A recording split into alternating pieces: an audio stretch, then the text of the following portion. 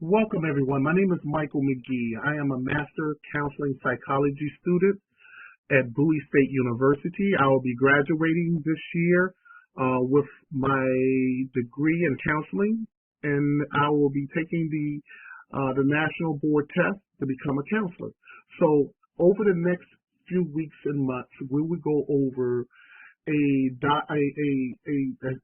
deep dive into what traumatic experiences look like in marginalized communities, what we can do to assist and grow as humans within this community.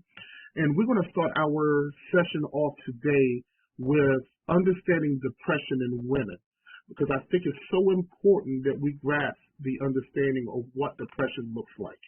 Okay? So let's start it off with this next slide.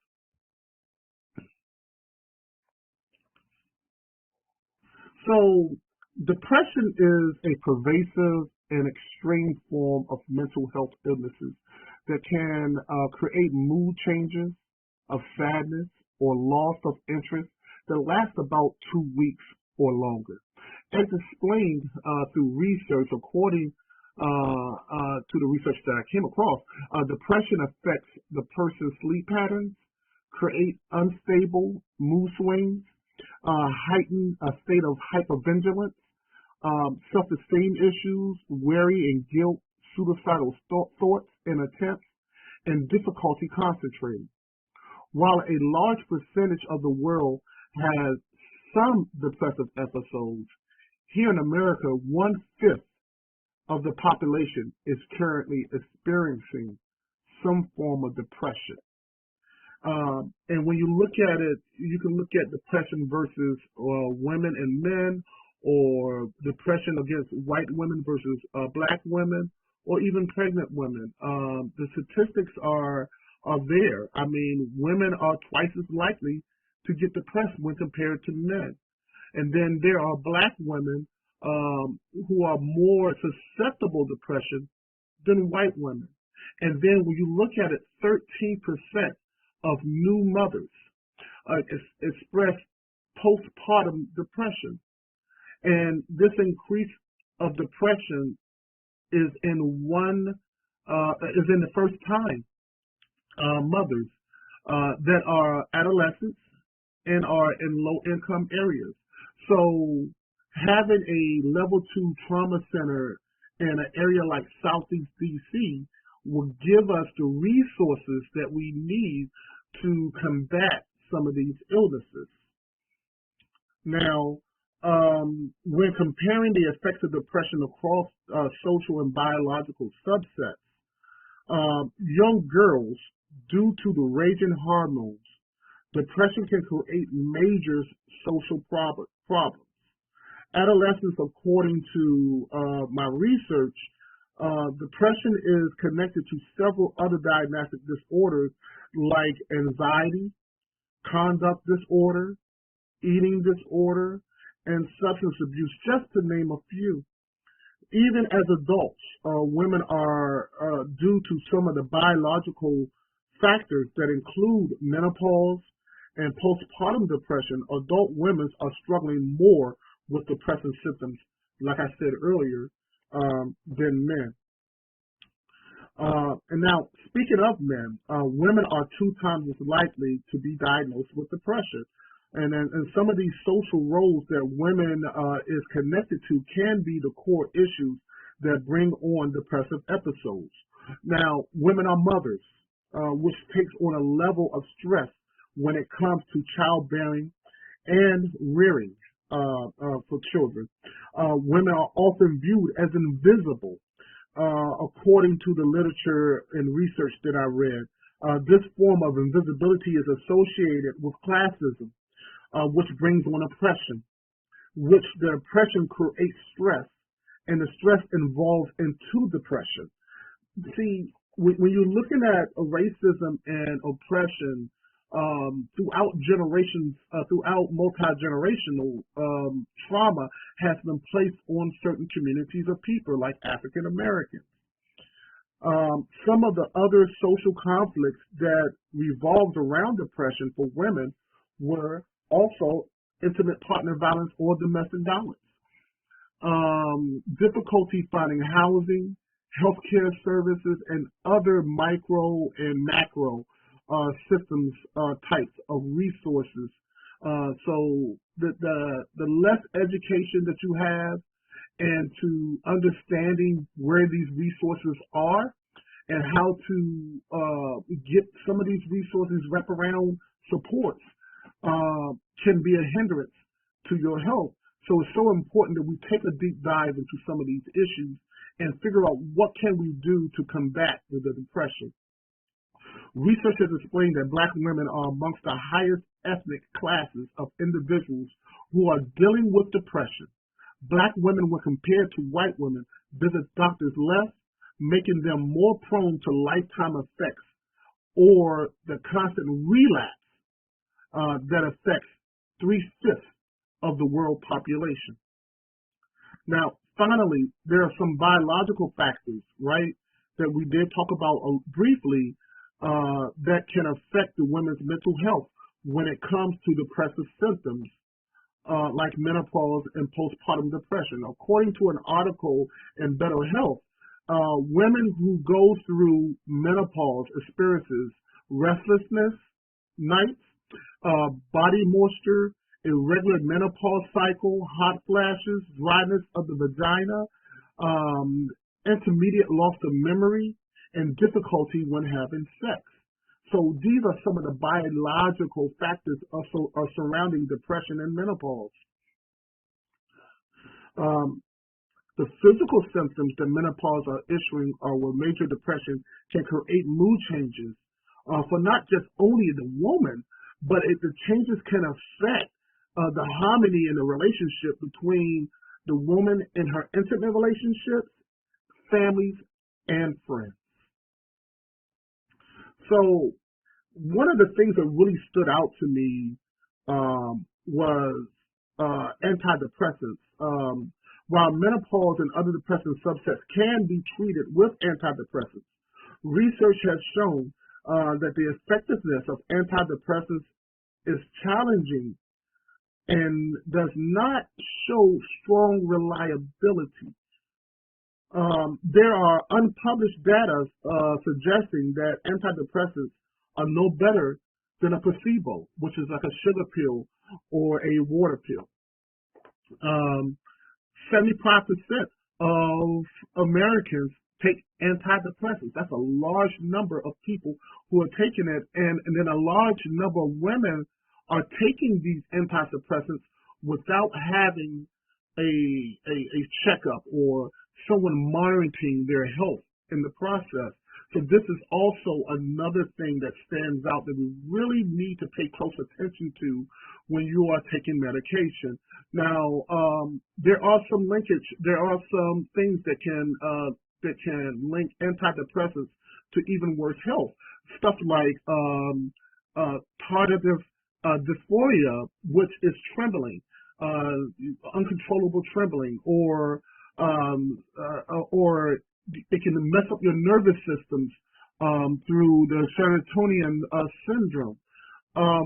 And it also can affect birth defects. This is also linked to antidepressants. So with all of this information there, and it's right there before you, and to understand, and yes, more research will need to be done. What can we do immediately, like right now? And one of the things that really stood out that we should be looking at is counseling services and the techniques that can be used to help to better health. Now, as a counselor, which I will be in the next year, when focusing on how much work women with depressive symptoms, the counselor should use an eclectic therapeutic style, which are the different therapeutic styles we have here, like CBT, which is kind of the behavioral therapy, or rational cultural therapy, mindfulness therapy, system therapy, and Alarian. But let's look a little bit deeper here. First, the therapist should use a relational cultural therapy. This would assist the therapist with understanding the cultural implication as it relates to depression. Now, to understand this, Black women are different, have a different makeup than white women do. Just as if Asian women has a different makeup than white and black women do. So it's so important that we look at the individual, not just a group of people, but look at who is standing in front of you. Women are socially dealing with depressive difficulties. Secondly, the therapist should get some historical background about the client history when it comes to depression. And if the client is currently dealing with post-traumatic stress as it relates to depression, using an Ehlerian approach will be perfect for that. And what that approach will be is looking at the history of the family, looking at how genetics might have played a part in all of this. And this will bring us towards the present to understand what is needed right here and right now, and how we can change some of these behaviors that might have been bestowed on us as children. The rationale behind this therapeutic approach, according to my research, depression can be passed down by generations. If a mother is going through depressive symptoms while pregnant, this is the genetic factor to this. This interaction between the mother's social environment and the unborn fetus can change the baby's gene expression during the fetal process. This is deep. See, what we do while what women do while pregnant is so important to the healthiness of that unborn child. It changes the biological and mental expressions, the gene expressions that is a part of that child human growth and development. Thirdly, the therapist should use a cognitive behavior, which we talked about, approach. CBT can assist with the reframing of the negative thoughts, and in most cases, the ruminating thoughts is very difficult to control. Therefore, the counselor could assist the client in understanding how to use positive thoughts to control negative thoughts that are interrupting their normal day-to-day activities. And next, due to the uncertainties of the antidepressants, right, as we talked about, the therapist should use a more holistic approach to depression. In most cases, stuff like guided imagery or physical exercise with direct sunlight can be a healthier option than taking the drug here. And take you on medication, please take your medication. But also ask questions. Become an advocate for yourself. And lastly, due to the research, there are some women that go through the therapist can use a form of system therapy to combat the invisibility that women go through trying to access wraparound services like healthcare. This is something that's so important that we need to pay very, very close attention to as we move further towards building this level 2 trauma center in Southeast DC. So my reflection, right? I sat back and I reflected off of this. I found that this was very interesting, looking at how women in depression relate.